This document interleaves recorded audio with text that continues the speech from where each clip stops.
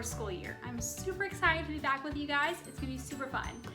For those of you who are new and have no clue what I'm talking about when I say the word STEAM is science, technology, engineering, art, and math. And it is a weekly program that we do here at Thornton Library for kids in kindergarten through 6th grade. Basically, it's a chance for us to get together. We talk about different scientific concepts and ideas and things that are going into the science world, and really we have like maybe 10 to 15 minute lesson, and then for the rest of the hour we just do a hands-on experiment. We really kind of get in there and we figure out how different areas and different branches of science and technology, engineering and art and math actually work. It's a lot of fun. Like I said, it's a weekly program at Thornton. Obviously, it's not weekly right now because we are still stuck in our houses. Hopefully one day in the future we will get back to doing a weekly program, but for now it's just going to be monthly here on our Facebook and our YouTube and our website for everyone to enjoy.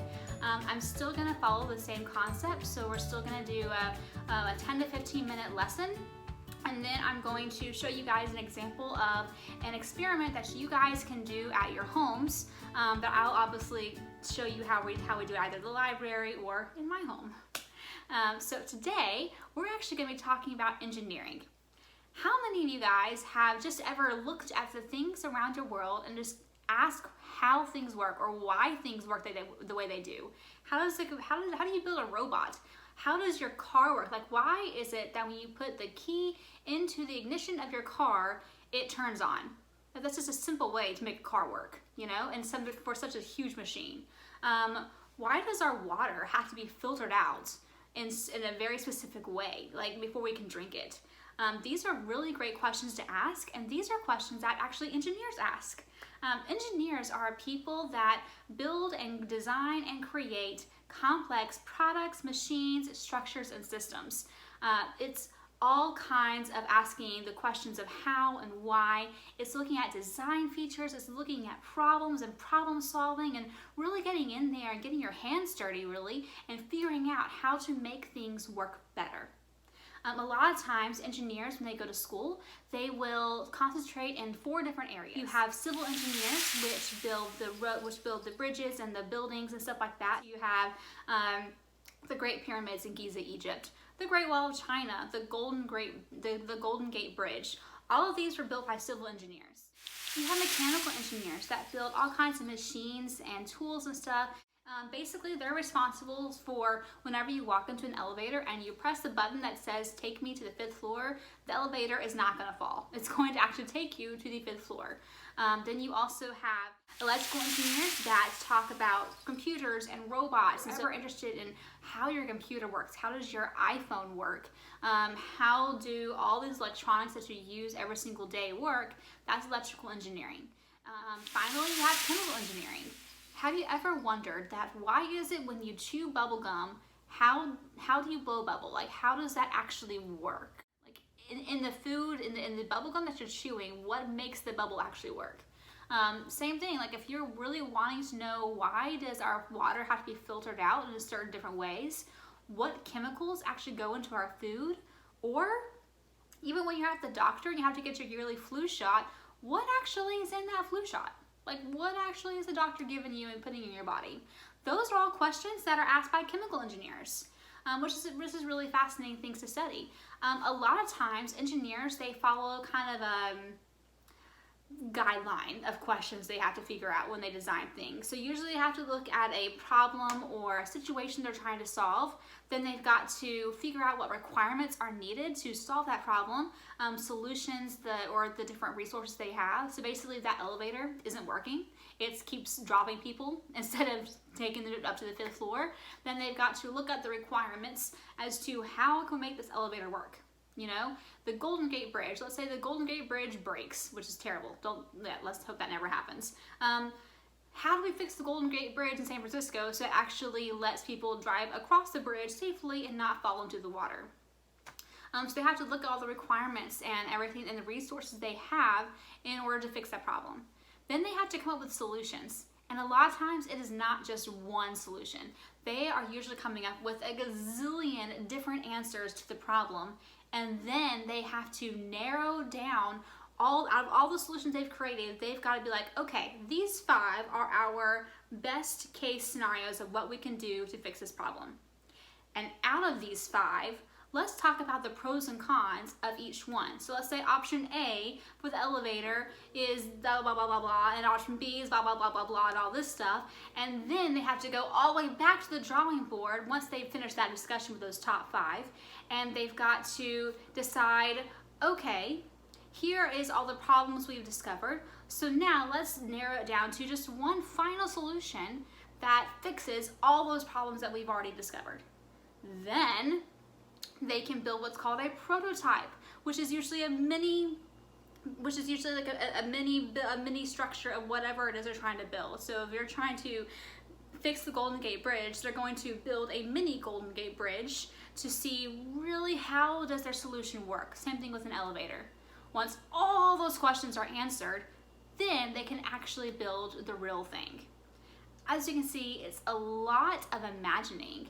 It's a lot of thinking outside the box. It's a lot of asking questions that you probably would never have thought to ask before. So if that stuff excites you, then you might want to look into becoming an engineer one day, because it's actually a pretty exciting field. And actually, a really famous engineer that we're going to be talking about today is Rube Goldberg. You might have heard his name, maybe, in a few places, maybe. He was a famous cartoonist and engineer. And he was known for drawing really wacky chain reaction machines and stuff like that, and then using his engineering skills to actually build those machines. You can get on YouTube and find like a zillion chain reaction machines. Some of them are really funny to watch. And you will actually, as part of this video at the end, there is a 10-minute clip of the biggest chain reaction machine. It is of a company that is literally, the whole video is just a chain reaction machine. But they turned their entire building into one giant Rube Goldberg chain reaction machine in order to light up the city's Christmas tree. It's really, really awesome. Really cool. The chain reaction machine that I built at the library is not that intense, like at all, but it was really fun to make. And you can also see some of the fun bloopers that we went through at the end of this video, because it's actually a little bit harder to make than you think.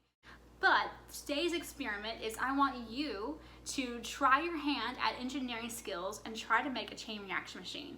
It can literally be anything. The first thing you got to figure out is what is it that you want to accomplish. For the chain reaction machine that I built at the library, I wanted to create a machine that would shelve books for me. Because as librarians, I'm always shelving books all the stinking time, and sometimes I get tired of it. So why not create a machine that does it for me? It's perfect, right? So that was mine. Yours can be, maybe you are sitting on the couch and you really do not want to get off that couch and turn the TV on. Maybe you can create a machine that turns the TV on. Maybe you can create a machine that turns lights on for you, or maybe something that'll feed your dog for you, or maybe something that'll ring a bell, or literally your imagination is the limit. It could be anything. From there, you're gonna work backwards. So at the library, I figured out I wanted a machine that would shelve a book for me. I had to start at the very end of my machine and work backwards to create basically a domino effect. So we all know what dominoes are. You can stack them on the dominoes up, and you tip one over and they all kind of go over, and it's a really cool kind of deal. I had to start with the shelving of the book, and I had to work backwards to create this kind of domino effect. And I included cars, I included DVDs, I included a basketball, I included some Legos. Your machine can include anything you want. In the clip you're gonna see about the 10-minute people who did the city Christmas tree, they did this really cool thing. They literally turned the whole building into a chain reaction machine, and you can go on there and see. And like I said, you can get on YouTube and you can find like a zillion different videos that show different ideas for chain reaction machines. It's really cool. But anyway, have fun with yours. And when you have finished your machine, I want you to film it, and I want you to send it to us through our Facebook page, or you can email it to me, and we can show the world your Rube Goldberg machine. Okay? Have fun.